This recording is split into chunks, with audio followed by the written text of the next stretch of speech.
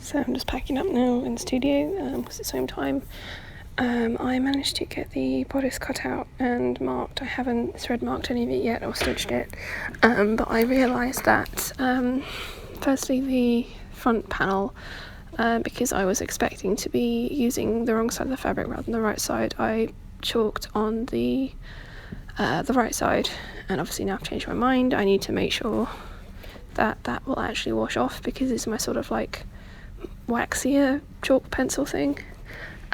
So I did a quick test on a scrap piece and just sort of washed it in the sink, and it does actually come out, so that's a relief. I don't have to recut those, but because I am going to have to wash them, I have overlocked all the edges because this fabric frays quite a lot.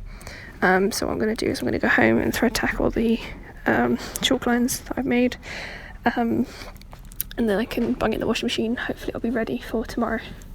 Another thing was, when I was cutting out, was figuring out the centre back panel. So I want quite a wide overlap.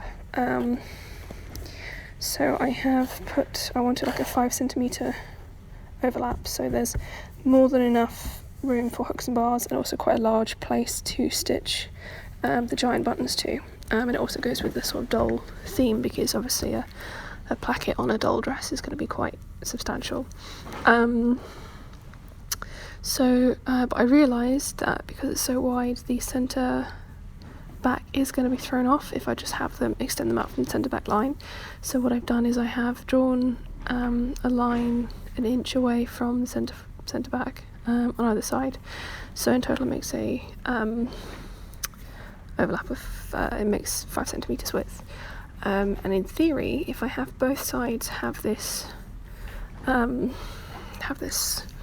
wide overlap, then the centre of the placket, aka the true centre back line, will meet up in theory.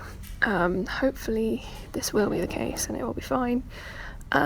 If not, then I have more than enough room to experiment and play around with it and try and figure out an alternative solution, but I think that's going to work, because otherwise it's either going to be too small or it's going to be too wide at the back. So yeah,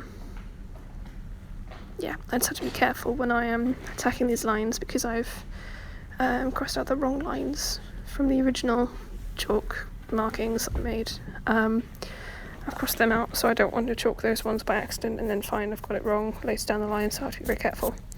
And with pattern matching, I also, when cutting out, I cut out one side first and then drew on the paper pattern where the fabric pattern hit that centre back edge, and then did my best to match it up. It's not as like fail proof as other methods I've used, but it was certainly a lot quicker.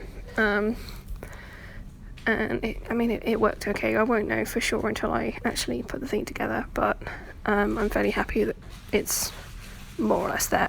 The fabric tends to move quite a lot under the paper pattern, so it's difficult to pin it in the right place. That's probably because I'm working on the right side up, which has like sort of velvet pile, so it's going to like shift and move, but for the most part I think I've got it more or less right. So the next step would be to do all the tack lines and bung it in the washing machine, and then I can stitch it up properly.